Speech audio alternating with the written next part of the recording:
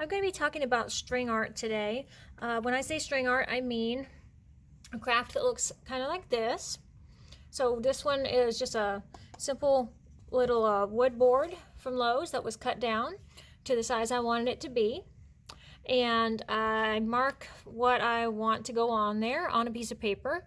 And after you paint whatever, if you're going to do a color on the wood, you get that painted, and then you can sort of draw out a simple shape, and I have it on here. So this is the exact image that I used to trace onto my string art. So you map out a simple shape, nothing with too many angles, because then you're going to have to put a nail everywhere you want the bend, or everywhere you want there to be a new shape on there. And so it gets to be too many nails after a while, and when they're too close together, it's hard to put your fingers in those spots in between without hammering your finger. So I always say you pick a simple shape, and then as long as you're able to draw it and then figure out where you're going to put all of your nails, then you're able to create that shape with the string.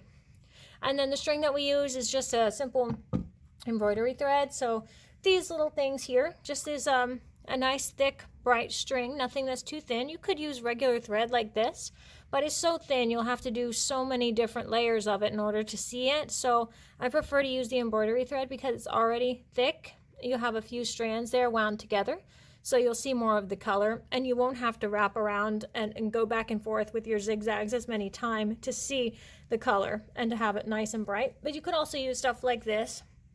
Everybody's grandma has some yarn like this laying around, so you can easily find a lot of this kind of yarn that's used to make doilies and other small crocheted items, and they make this in all kinds of colors. So this kind of string is good too, because it's thick enough, it's thicker than regular thread, and it has a nice bright color, so you don't have to do too many layers of this to get to see the color showing up on there. So there's a couple of different ways we can do this.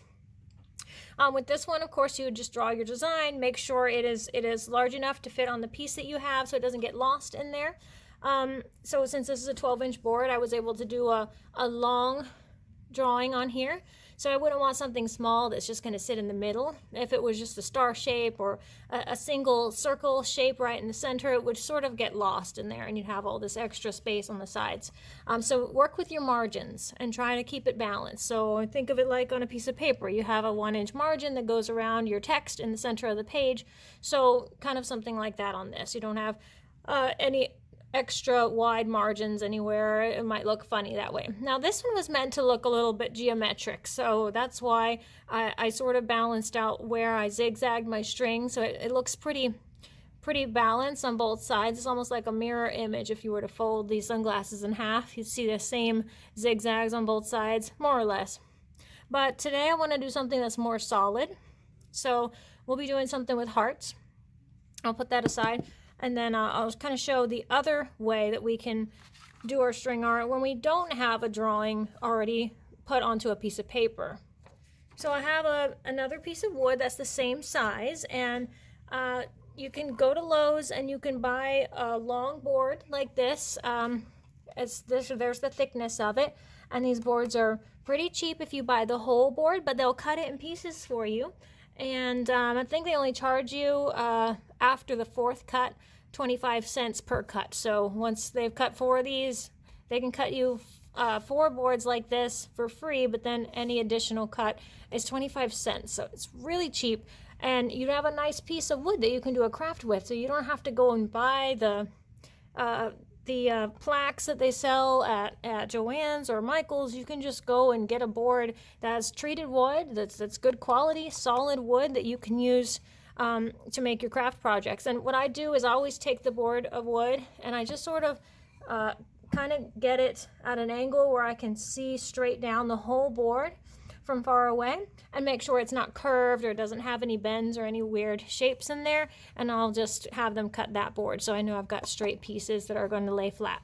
So this piece was stained already, and it's dry. This was stained quite a while ago, and I want to do something for Valentine's Day on here, so I have a whole bunch of cookie cutters, and a heart is a really good shape for a string art because it doesn't have too many angles, so you don't have to work too hard to achieve this look, to recognize what shape you're trying to get, because the point of string art is really just to say, I made this out of string rather than painting it, and so you're supposed to recognize what it is, yes, but it's not supposed to have a ton of detail. Once you try to put too much detail in your string art, you're probably going to get too close with your nails, end up hammering your finger, or you're not going to be able to tell what you're trying to create because you're going to have too much going on in a small space. So I think a heart is a good shape to show as a demonstration, and I thought, so you could use the same size heart, and since this is a long board, I'm not going to do a single heart in the center because, again, your margins, you've got too much space on the top and bottom. The sides are okay, that's fine. You don't want to get too close to the edge anyways with your nail because it could come out the edge if you're crooked when you put your nail in. So that's fine, but I've got too much space on the top and bottom, and having 2 hearts just looks a little weird to me. So I thought 3 hearts is a nice balance, but these are a little too big for what I want to do. I think they're going to end up being too close together. I'd like more of a margin around all sides of the hearts. So I pulled out 3 different sizes. I got my small one, medium, and then a large. They're not all from the same set, but it's okay because they sort of balance together, and they're pretty evenly spaced apart in size. So I think I will put small at the top, medium in the middle, and the large one at the bottom. And then I just have, since this is a dark color wood, I just have a white colored pencil that I'm going to use to trace these shapes on there. So I'll go ahead and do that now.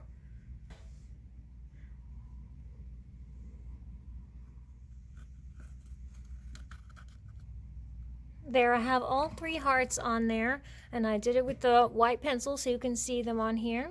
And I'll just touch this one up a little bit, so in the area where it's a little hard to see, but you can tell where you're going to be putting your nails. Now, if you were going to use a piece of paper, you would just cut the shape out of the paper, and you would cut it a little bit close. You wouldn't want to have a whole lot of extra paper space because you want to see it sitting on right in the center of your board of wood. You don't want it hanging off. That way it helps you tell if you're in the center. If it's hanging off or you have too much paper showing, you won't be able to tell if you're right in the center of the wood. And then you would just tape this image down. The paper, you'd wrap some painter's tape around on the 4 corners so it doesn't go anywhere. And then you would hammer directly onto these lines, kind of like when you were a little kid tracing your letters, trying to learn how to write. You would just be doing that same thing with the nails, and you would just be tracing over the shape. And then you would just pull the paper away gently so that you don't rip your nails off. You would just sort of pull all the paper off and throw it away. You can't reuse these, but they're easy to recreate, so that's the good news. But we're going to do ours differently because we're showing a different method. So on this one, we're just going to go right for it, and we're going to put our nails right on the lines here. So we're going to just hammer right along the shape that we've already drawn on there.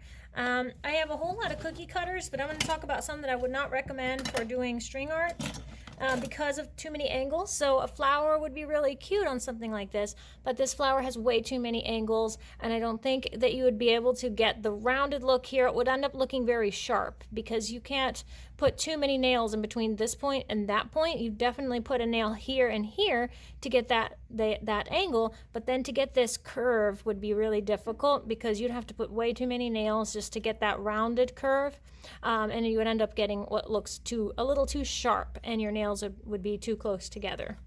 So that's one that I would not recommend.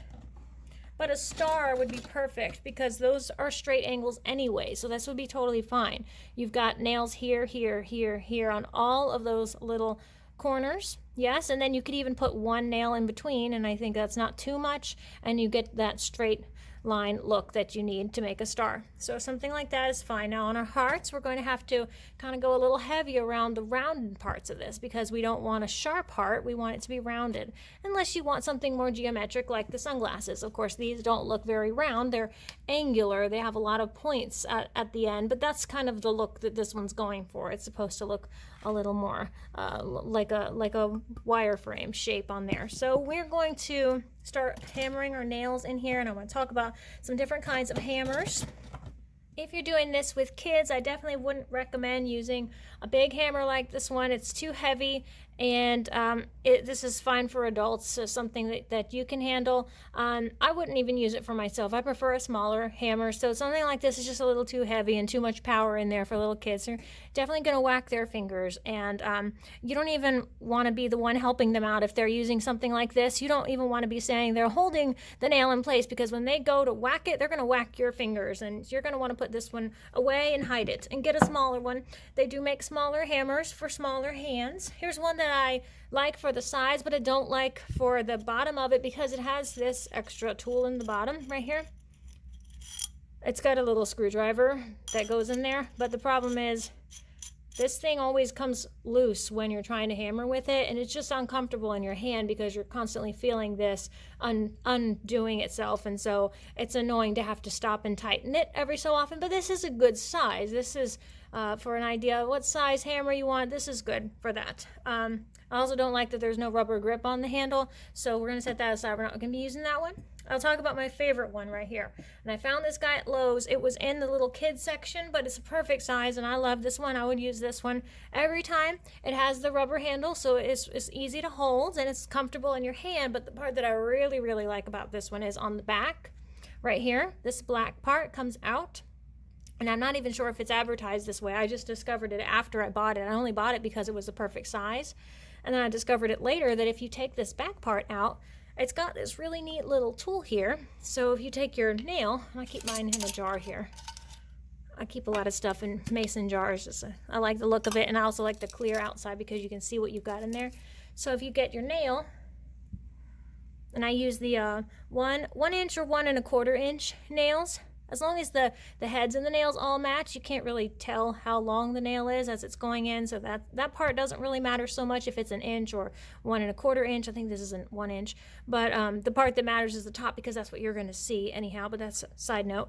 But this little piece is a magnet, and it holds your nail in place, and it's actually a really strong magnet, so if you have one of these, then you can hold it in place wherever you're going to make your first mark. It keeps your fingers away from it, so you don't have to worry about hitting your fingers. And that way, if you're doing this with your kids and you're going to hold the nails for them, I would use this. I would just hold it with this, because they do not look when they hammer. They just go for it. They just whack those nails, and it doesn't matter if your finger is there in the way. So hold it with this, and you don't have to worry about getting your finger smashed by the hammer. So I always like using these for that reason. Now, when I hammer, I don't like doing this on my counters or even on my tables, because it sort of shakes the whole table around, and I want to have a more solid surface to do this on. So rather than shake everything up over here, some things you can do is you can take this outside. You can do it on the sidewalk. That's fine. Lay down some paper. You can hammer outside. You don't have to worry about bothering anybody with the noise that way either. Or I just do it on the floor. I just lay down a piece of paper and do it right here on the floor. So I'm going to get my whole little area here set up on a piece of paper on the floor, so that I'm able to hammer this without shaking my whole workstation.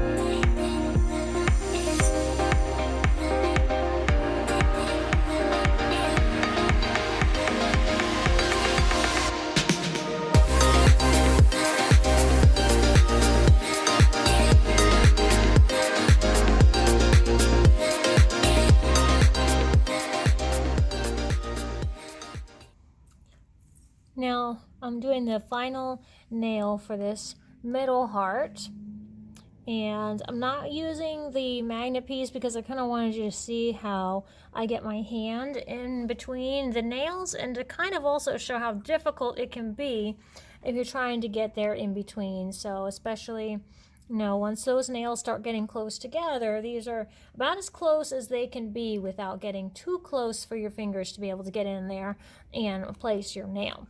So it's the closer they are, the more you have for your strings to zigzag, and so the more full this shape can be. So you want to get them as close as you can possibly get them. And I also want to recommend standing up when you do this. Don't sit down, because when you sit down, you're viewing this from a certain angle. From your viewpoint is going to be at an angle because you were sitting down facing it. If you can stand up and stand over it, like I am, or in my case, I'm on the floor, so I'm sort of kneeling over it, but you have a much better bird's eye view of this, and you can sort of see it from above to know if your nails are going in straight or not. So a lot of times your nails will come out crooked if you're sitting down trying to do this, because you can't get the best angle. You don't have the best view from that sitting position. So stand up and get over this, and also you have a lot more power behind your hammer swing if you're standing versus when you're sitting. So you have a little more strength in that. So I'll just place my last one, and you can also tell that because I'm on the floor and I have a more solid foundation here that I have my piece on, when I'm hammering, it's not nearly as loud as it would be if I was up on my tables or, you know, on a thinner surface that can shake around.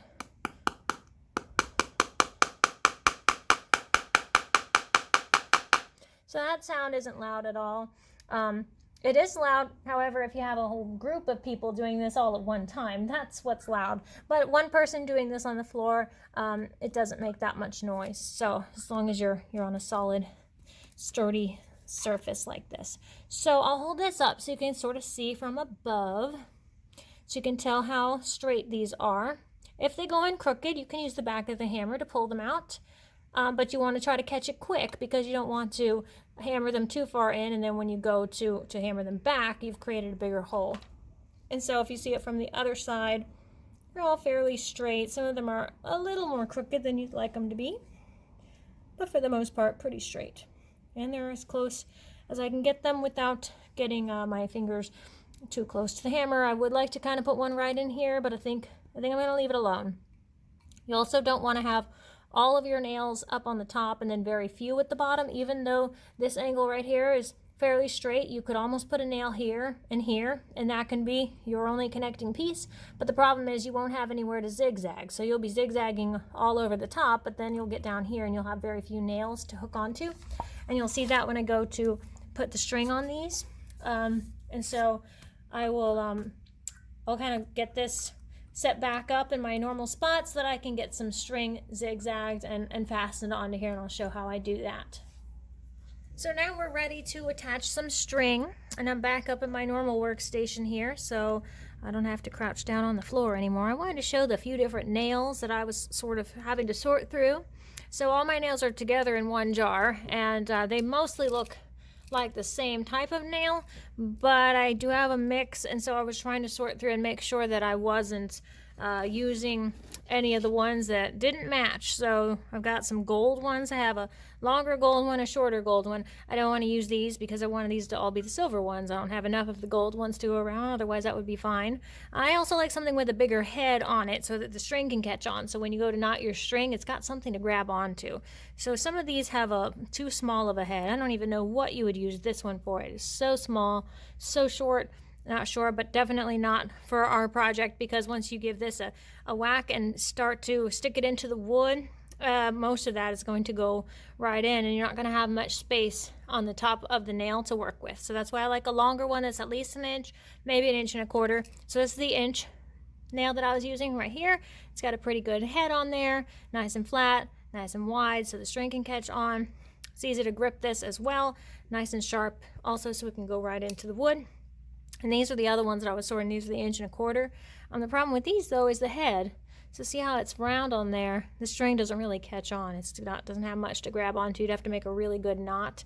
And also, if you were to use this in combination with the others, you could see that the heads wouldn't match. And so you want these to all match, the little tops that you can see on there.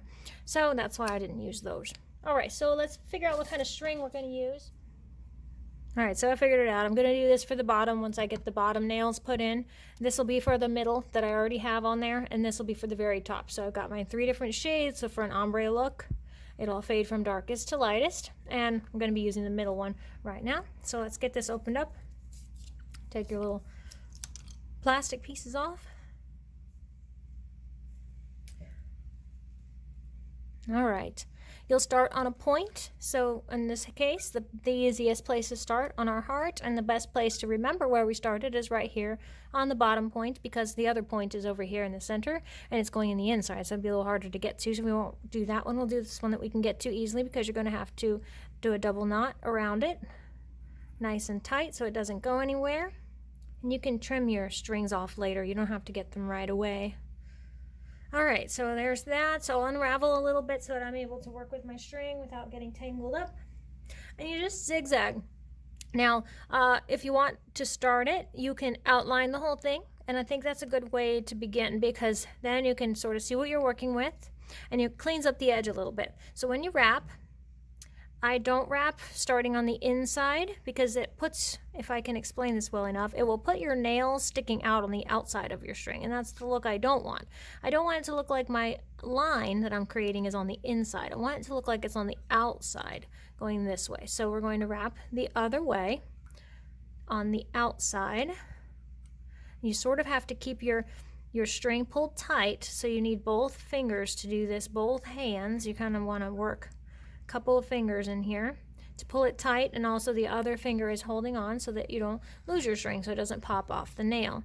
And so I'm just wrapping it so that the string is creating almost an outline around the outer part of the nails. You also can see that the end of the string wants to tangle up as it's grabbing onto the nails as it goes by, so just sort of keep it out of the way, and watch that every once in a while, that you're not loosening the tension and then causing the string to pop off the heads of the nails that you've already gotten it on. So sometimes it's nice to stop and start this as often as you can, unless you feel like you're going to be able to sit down and do this without being interrupted, because the second you have to get up to go let the dog out, or see who's on the phone, or answer the door, or whatever's going on, you're going to let go of your string, and it's all going to unravel. So once you get around to that starting point, that's a good place to tie it off, and that way if you do need to get up and have your hands free, you can do that. So we'll wrap around once here, and then just tie it off, but leave your tail, because that's the tail that we're going to use to tie off our future string. So right here, another good knot on there so that doesn't go anywhere. And then when you zigzag inside the heart, that's going to be one solid piece that we're not going to break up in different sections. We're just going to keep going with it. So you can start any way you want, but you don't want to do this in a pattern. I have seen some pretty patterns out there, but the only way a pattern works is if this is perfectly symmetrical. You would have to have the same number of nails on this side as you do on that side, and not only that, they would have to be in the same spot. And I know I didn't do that quite so well on this heart, so we're not going to be able to do this symmetrical. We're not going to be able to zigzag to the same ones every time. That would be really neat, and it does come out looking really cool, because you could zigzag first to this one, then back to there, then to this one and back, then to this one, then back, and every time you do that, it sort of creates an interesting pattern. And that's fun to try to do something like that, but you'd really have to get technical with your ruler and your measurements, and we're not going to do anything that complicated on this heart. So let's just start zigzagging and securing this yarn all over the inside of this.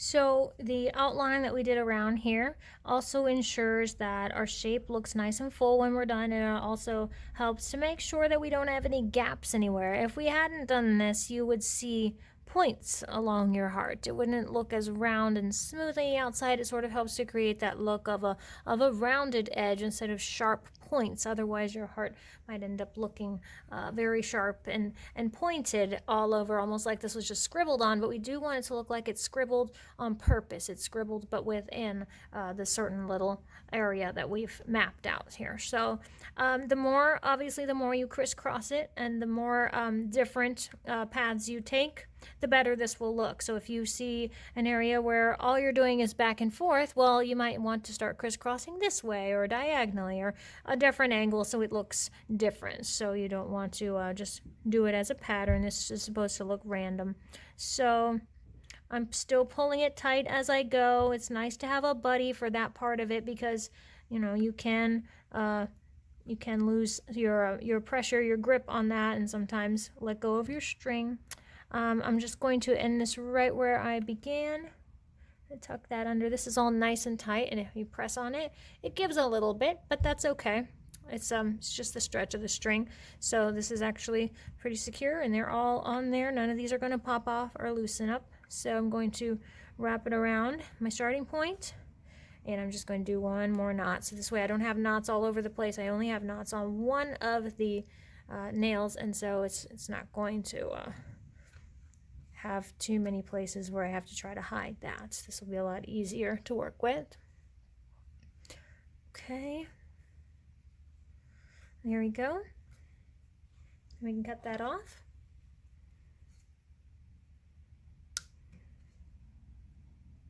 I never like to cut too close to the knot because just in case anything was to happen, you can, if these little pieces of fringe bother you, you can just get a little super glue on a toothpick or a Q-tip, and you can just sort of press that down so that you don't see them, but they're hiding pretty well in there, so they don't really stand out too much. Now we'd have to go ahead and put the nails on our other two hearts, and then get those filled in with color. Remember, this one's going to be the dark purple, and this one's the light, so we get an ombre look. Could also just do one in the middle, and then you can paint something like an eye, heart, and then a U down at the bottom, which would be another cute way to do this without having to do too much of the string art. So you get away with doing just one instead of all three. But let's get the other ones put on there, and then we can show what the final product looks like. So I have the other two hearts all hammered in place, and I just wanted to also just sort of show from this angle so you can see that most of them are going in about the same amounts, and every time, every so often while you're hammering, I do it in between every nail, I'll just sort of check it with my hand. I'll rub along the top to make sure that they feel level. If I feel that something's poking out too much, I know that I have one that's sticking up too far. I need to give it another good whack to get it down there so that these are all fairly even. Now the small one could give you trouble because it's so small. You really have to work hard to get your fingers in all these little areas to give this heart shape. Otherwise, you can just do half of these nails, but then your shape isn't going to look nearly as good. So these are ready for their string. We'll go ahead and get these strung up the same way, starting from the bottom point. Make a nice double knot.